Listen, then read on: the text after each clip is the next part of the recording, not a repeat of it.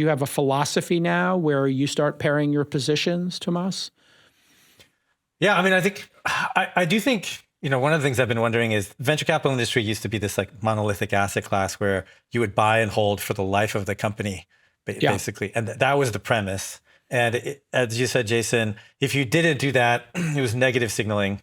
But that life was 7 years, not right. 15. So time to IPO was 7 years, time to M&A was 4 years, and 20 years ago, time to IPO was 4 years, and so that's why we have 4-year vesting periods. But all that's gone, right? Because now it's 7 to 8 years since inception to M&A and 12 to 13 years to IPO. Because private capital has come in and said, hey, this is a great deal. Why are we leaving this 50, 100% growth to the public market? Let's capture it privately. Yeah, and then over the last couple of years, private capital has been cheaper than public market capital, valuations and all that stuff. So I think now we're at a place where, and again, like I think you can look to private equity where you can say, okay, there will be funds that will hold on to, in private equity, you hold on to a position for 3 to 4 years, and then you sell it. If you're at lower mid-market, you hold on to that position, you improve the company, and then you sell it to somebody else. And as a result of the doubling in revenue, you have both a multiple expansion debt and EV. for leverage. And using debt for leverage. But the point is that the mandate of the fund is not to hold on to the company forever. It's to help improve the company for some 3-4 years and then produce some liquidity so that the LPs then have great cash conversion cycles. They can recycle the capital, put it back into the asset class. And it might still be a private company.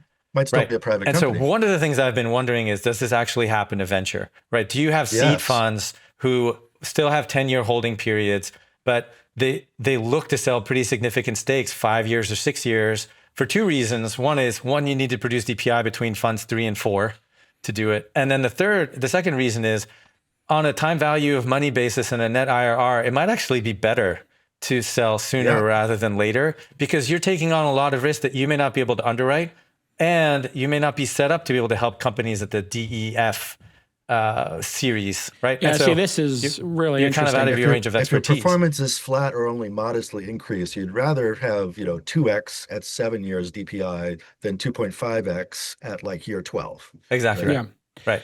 This is like super in the weeds, but I think it's super important because we live in such a dynamic time. This is the thing, Jason, like GPs have not been like, it's never been part of the venture capital education part to say, hey, manage your end of life portfolio, either via partial secondary sales out of your companies or out of your fund, or help your companies get to M&A. Seed fund managers are not trying to figure out how to do M&A. Well, and they're not it was thinking always about partial secondary sales at year 10, 12. 100% correct. And I will use myself as an example here. I was, hey, never sell a share kind of philosophy because I had hit some outrageous companies early in my career.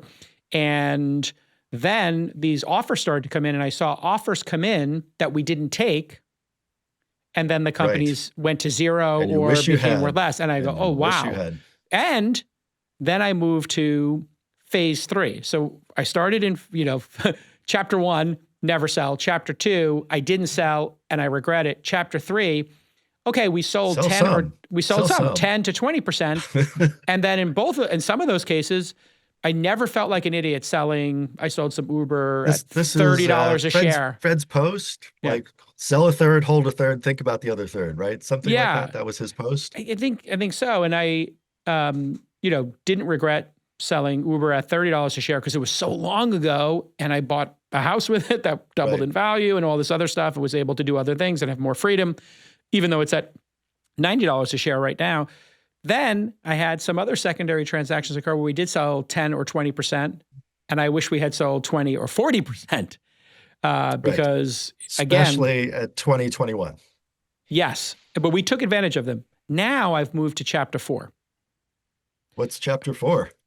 Chapter 4 is we had a company that recently hit, some incredible valuation. Maybe we invested at 10, 15 million, hits 500.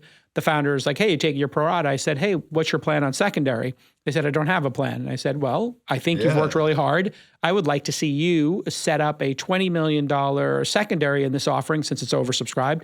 And you should sell, 1 or 2% of your shares, take 5 million off the table, take 7 million off the table. I will support that. And we'll be pari passu with you. And we would like to also sell 10% into that of our holdings, if that's possible, if it's on the table. And we can do, the auction kind of thing where everybody says how much they want to sell. And then everybody gets their percentage.